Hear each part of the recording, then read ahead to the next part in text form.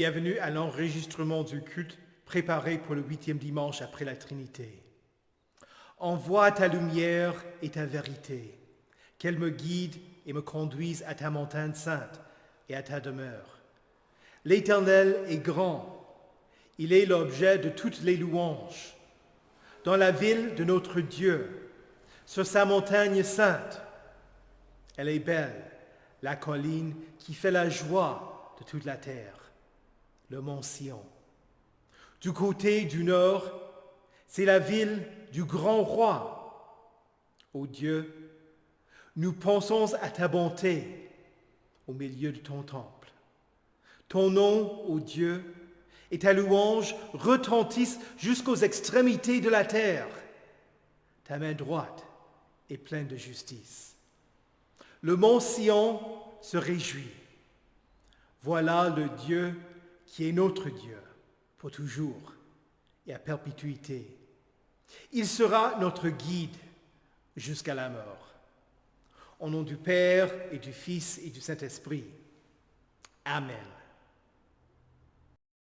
Dieu Tout-Puissant, Père miséricordieux, je confesse devant toi, moi, pauvre et misérable pécheur, toutes mes iniquités et mes péchés par lesquels je t'ai offensé et mérité ta juste colère et ton châtiment, dans le temps et dans l'éternité.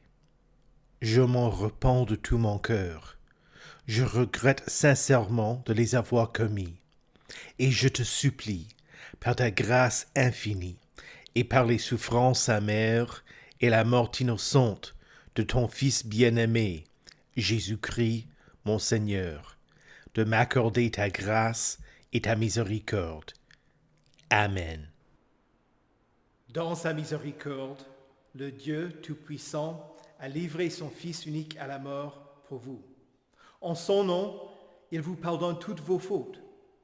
À ceux qui croient en Jésus-Christ, il donne le droit de devenir enfants de Dieu et leur donne son Saint-Esprit. Que le Dieu qui a commencé cette bonne œuvre en nous la poursuivre jusqu'à son terme, jusqu'au jour de notre Seigneur Jésus-Christ. Allez en paix, sachant que par la foi en Jésus-Christ, vous êtes pardonnés tous vos péchés. Amen. Prions. Ô Dieu, protecteur de tous ceux qui mettent leur confiance en toi, sans qui rien n'est fort, rien n'est saint, augmente et multiplie envers nous ta miséricorde, afin que, gouvernés et conduits par toi, nous passions de telle sorte au milieu des choses qui ne sont que pour un temps, qu'à la fin, nous ne perdions pas celles qui sont éternelles. Accorde-nous ces grâces, ô Père céleste, pour l'amour de Jésus-Christ, ton Fils, notre Seigneur, qui vit et règne avec toi et le Saint-Esprit, un seul Dieu, maintenant et pour les siècles des siècles. Amen. Écoutez avec respect et recueillement les lectures pour ce 8e dimanche après la Trinité, tout d'abord dans le livre de la Genèse au chapitre 18, les versets 1 à 10a. L'Éternel apparut à Abraham parmi les chênes de Mamré, alors qu'il était assis à l'entrée de sa tente pendant la chaleur du jour. Il leva les yeux et vit 3 hommes debout non loin de lui. Quand il les vit, il courut depuis l'entrée de sa tente à leur rencontre et se prosterna jusqu'à terre. Il dit, « Seigneur, si j'ai trouvé grâce à tes yeux, ne passe pas loin de ton serviteur. Permettez qu'on apporte un peu d'eau pour vous laver les pieds et reposez-vous sous cet arbre. J'irai prendre un morceau de pain pour vous restaurer, puis vous continuerez votre route, car c'est pour cela que vous passez près de votre serviteur. » Ils répondirent, « Fais comme tu l'as dit. » Abraham s'empressa d'aller trouver Sarah dans la tente et dit, « Prends vite 22 litres de fleur de farine, pétris-la et fais des gâteaux. » Abraham courut à son troupeau, prit un veau tendre et bon, et le donna à un serviteur qui se dépêcha de le préparer. Il prit encore du lait caillé et du lait, avec le veau qu'on avait préparé, et il les mit devant eux. Il se tint lui-même à leur côté sous l'arbre, et ils mangèrent. Puis ils lui dirent, « Où est ta femme Sarah ?» Il répondit, « Elle est là, dans la tente. » L'un d'eux dit, « Je reviendrai vers toi à la même époque, et ta femme Sarah aura un fils. » Ici prend fin la lecture de l'Ancien Testament. Écoutez également l'épître de Colossiens 1, les versets 21 à 28. Et vous qui étiez autrefois étrangers et ennemis de Dieu par vos pensées et par vos œuvres mauvaises, il vous a maintenant réconciliés par la mort de son Fils dans son corps de chair pour vous faire paraître devant lui saint, sans défaut et sans reproche. Mais il faut que vous restiez fondés et inébranlables dans la foi, sans vous détourner de l'espérance de l'Évangile que vous avez entendu, qui a été proclamé à toute créature sous le ciel et dont moi, Paul, je suis devenu le serviteur. Je me réjouis maintenant dans mes souffrances pour vous, et je supplée dans ma vie à ceux qui manquent aux peines infligées à Christ pour son corps, c'est-à-dire l'Église. C'est d'elle que je suis devenu le serviteur, conformément à la charge que Dieu m'a confiée pour vous, annoncer pleinement la parole de Dieu, le mystère caché de tout temps et à toutes les générations, mais révélé maintenant à ses saints. En effet, Dieu a voulu leur faire connaître la glorieuse richesse de ce mystère parmi les non-juifs, c'est-à-dire Christ en vous, l'espérance de la gloire. Ici prend fin la lecture de l'Épître. Écoutez enfin l'Évangile dans Luc au chapitre 10, les versets 38 à 42. Comme Jésus était en chemin avec ses disciples, il entra dans un village et une femme du nom de Marthe l'accueillit dans sa maison. Elle avait une sœur appelée Marie qui s'assit aux pieds de Jésus et écoutait ce qu'il disait.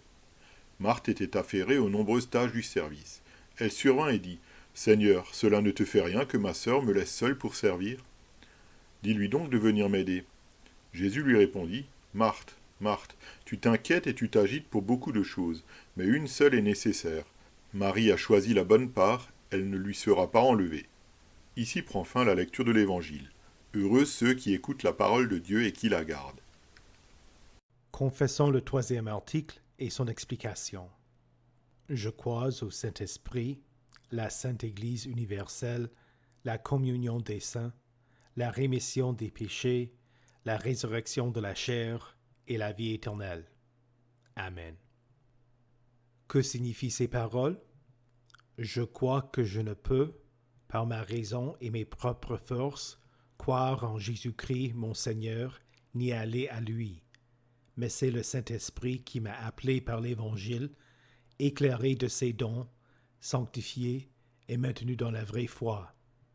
De la même façon, il appelle et assemble toute l'Église chrétienne sur la terre, l'éclaire, la sanctifie et la maintient en Jésus-Christ dans l'unité de la vraie foi. Dans cette Église, il me remet chaque jour pleinement tous mes péchés, ainsi qu'à tous ceux qui croient. Au dernier jour, il me ressuscitera, moi et tous les morts, et me donnera, comme à tous les croyants, la vie éternelle en Jésus-Christ. C'est ce que je crois fermement.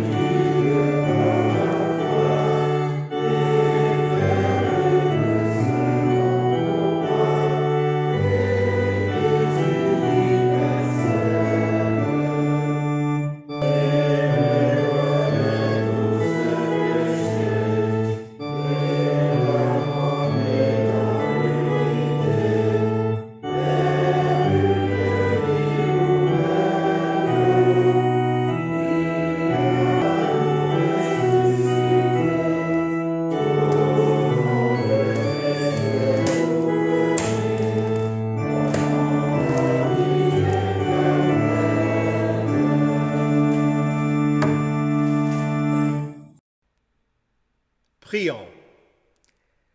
Ô esprit de sagesse et de révélation, toi qui fais connaître Jésus, illumine les yeux de nos cœurs pour que nous sachions l'espérance qui s'attache à l'appel de Christ. Soyons soutenus par sa force et recevions son glorieux héritage au milieu des saints. Amen. Que la grâce du Seigneur Jésus-Christ, l'amour de Dieu et la communion du Saint-Esprit soient avec vous tous. Amen. Ce sermon est le troisième d'une série qui présente les 3 articles du Credo. Aujourd'hui, nous allons méditer l'explication du 3e article et la lecture venant de la lettre aux Colossiens, au 1er chapitre, les versets 21 à 28. L'apôtre Paul écrit: « Et vous qui étiez autrefois étrangers et ennemis de Dieu, par vos pensées et par vos œuvres mauvaises, il vous a réconciliés par la mort de son Fils dans son corps de chair, pour vous faire paraître devant lui saint, sans défaut et sans reproche. » Pour les Colossiens non-juifs, qui s'étaient convertis et sont devenus chrétiens, avant leur conversion, ils avaient été étrangers et ennemis de Dieu, n'ayant rien à voir avec le peuple de Dieu, s'opposant à la volonté de Dieu dans leurs pensées et leurs œuvres mauvaises. C'est la condition humaine. Nous avons tous d'abord été des étrangers et des ennemis de Dieu, comme le dit saint Paul dans la lettre aux Éphésiens. Nous étions par nature des enfants de colère. Certains chrétiens ne se souviennent pas du temps où ils étaient étrangers et ennemis, parce qu'ils avaient été adoptés par Dieu dès l'enfance. Mais cela ne change pas la nature propre de la chair. Ainsi, le rapprochement entre vous et Dieu est l'œuvre de Dieu seul. Comme Luther écrit: « Je crois que je ne peux, par ma raison et mes propres forces, croire en Jésus-Christ, mon Seigneur, ni aller à lui. »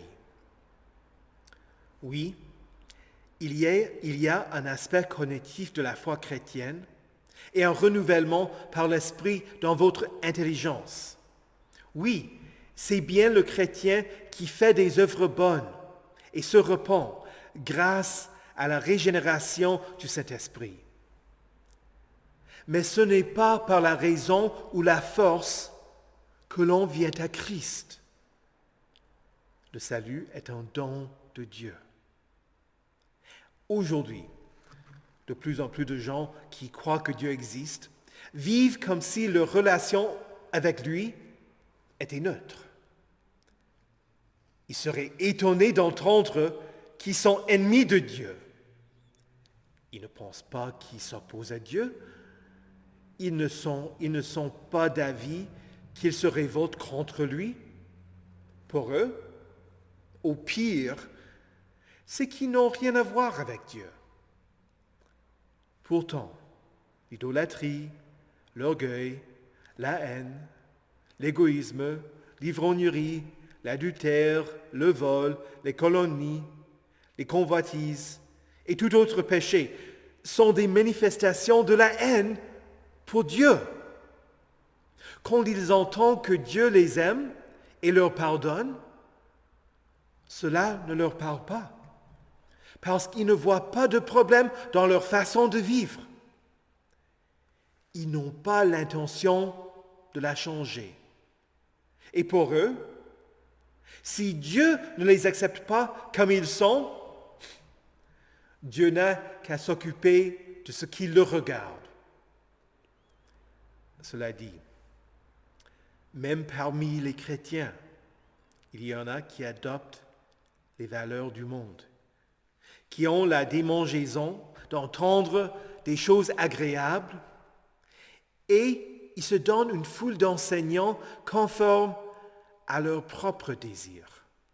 Des prédicateurs qui n'enseignent ni la loi de Dieu, ni l'évangile selon lequel Jésus a expié la colère de Dieu. C'est pourquoi Jacques pose la question. Ne savez-vous pas que l'amour du monde est inimitié contre Dieu? Celui donc qui veut être ami du monde se rend ennemi de Dieu. Oui, le chrétien peut devenir ennemi de Dieu. Ce n'est pas que Dieu change, mais le chrétien peut s'éloigner de lui. C'est ainsi que Paul dit, « Il faut que vous restiez fondés et inébranlables dans la foi, sans vous détourner de l'espérance de l'Évangile que vous avez entendu. » Pour illustrer ce point, qui n'a pas eu un ami qu'il a complètement perdu de vue?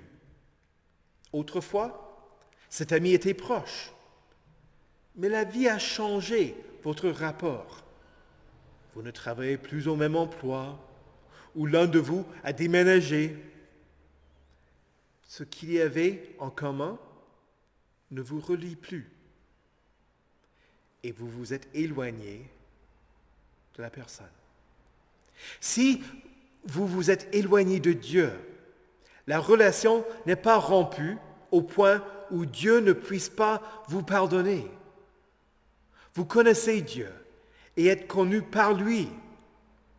Dieu a réconcilié le monde avec lui-même en ne chargeant pas les hommes de leurs péchés. Soyez réconciliés avec Dieu. Comme deux amis qui se rapprochent après une séparation, revenez à Dieu en Jésus-Christ.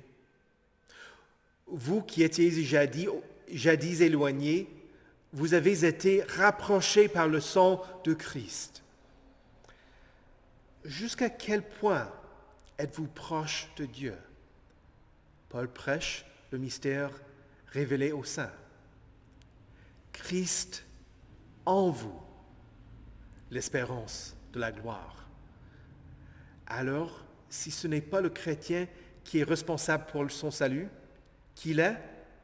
La réponse, c'est le Saint-Esprit qui m'a appelé par l'Évangile, éclairé de ses dons, sanctifié et maintenu dans la vraie foi.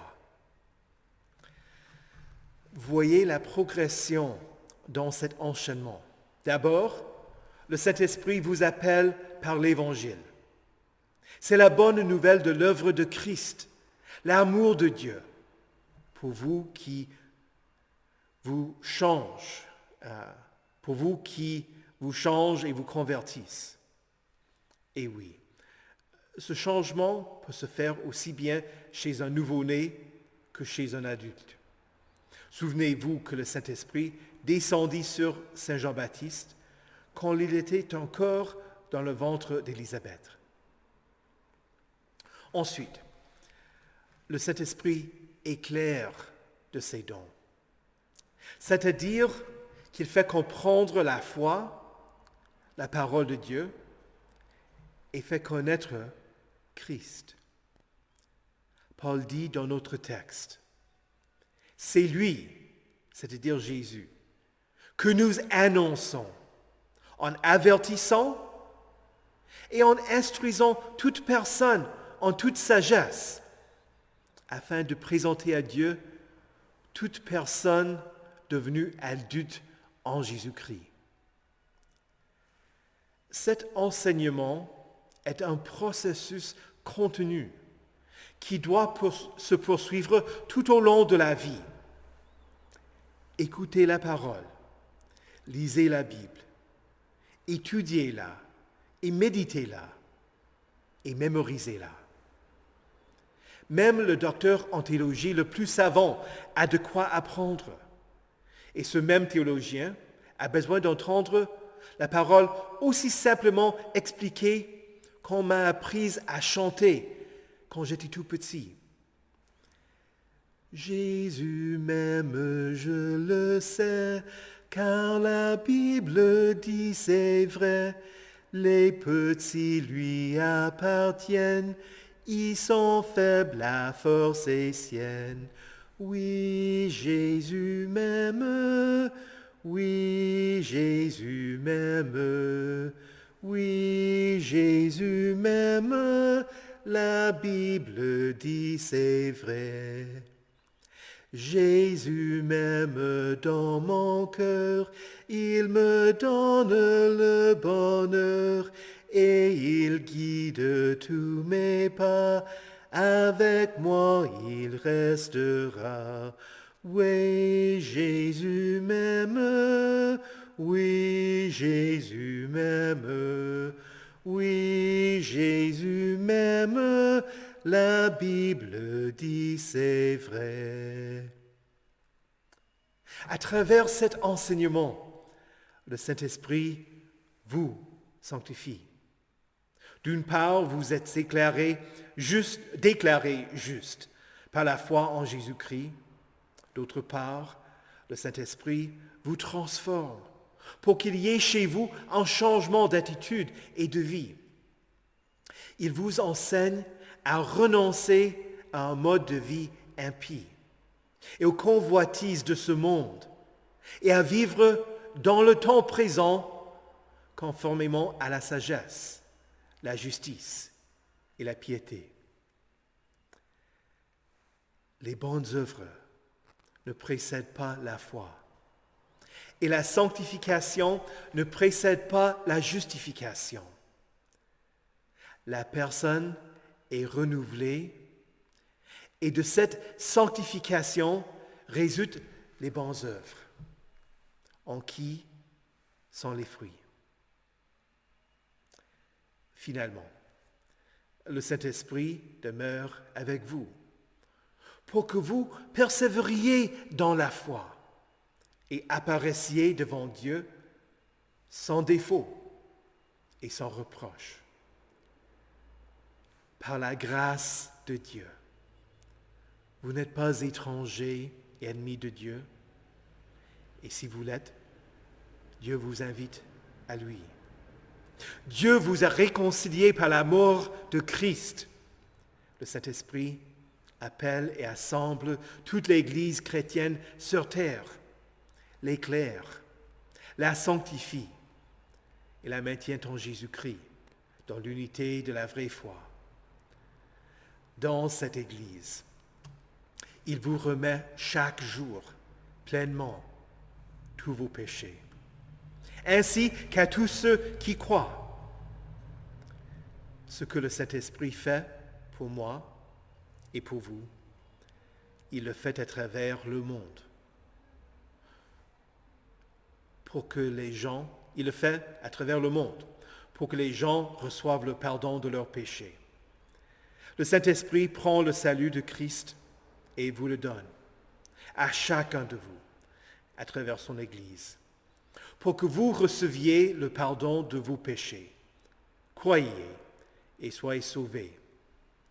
Et vous l'êtes grâce à Dieu. Et finalement, au dernier jour, il vous ressuscitera, vous et tous les morts, et vous donnera, comme à tous les croyants, la vie éternelle en Jésus-Christ. Croyez-le fermement, ceci assurément est vrai. Au nom de Jésus, Amen. Que la paix de Dieu, qui surpasse toute intelligence, garde vos cœurs et vos esprits en Jésus-Christ pour la vie éternelle. Amen. Prions. Dieu éternel, tu es allé vers Abraham pour lui dire que l'année suivante, sa femme, Sarah, allait accoucher du fils de la promesse, Isaac. Nous te prions pour les femmes qui, comme Sarah, voudraient des enfants, mais ne peuvent pas en avoir. Selon ta bonté, accorde-leur des enfants ou conduis-les à s'investir pour le bien-être des enfants qui ne sont pas les leurs. Toi qui es la source de la vie, nous te demandons d'être avec les femmes enceintes et les enfants à naître. Nous te demandons aussi de protéger les femmes qui ne s'attendaient pas à devenir enceintes. Soutiens-les et fournis-leur les ressources nécessaires pour le bien-être de l'enfant. Seigneur, dans ta miséricorde, écoute notre prière. Ô Dieu, ton serviteur Abraham t'accueillit et fit préparer pour toi un banquet. Et ta servante Marthe s'occupa du service pour ceux qui étaient rassemblés chez elle, qui étaient venus entendre ton Fils Jésus. Enseigne-nous à exercer l'hospitalité et à le faire sans murmurer, sachant que certains ont logé des anges, sans le savoir. Nous prions que nos paroisses soient accueillantes et prêtes à recevoir des visiteurs d'ailleurs, des frères et sœurs en Christ et des voisins qui ne te connaissent pas encore.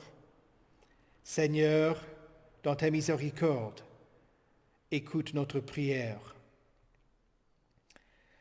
Dieu de vérité, ton Saint-Esprit travaille à travers l'Église par l'enseignement et la prédication de ta sainte parole.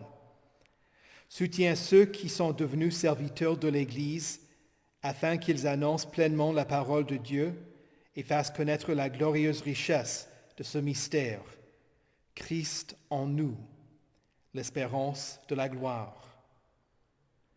De la même manière que Marie s'assit aux pieds de Jésus et écoutait ce qu'il disait, que nous ayons pour ta parole un saint respect et prenions plaisir à l'entendre et à l'étudier. Appelle et assemble toute l'Église chrétienne sur la terre, l'éclaire, la sanctifie et la maintient en Jésus-Christ, dans l'unité de la foi. Seigneur, dans ta miséricorde, écoute notre prière.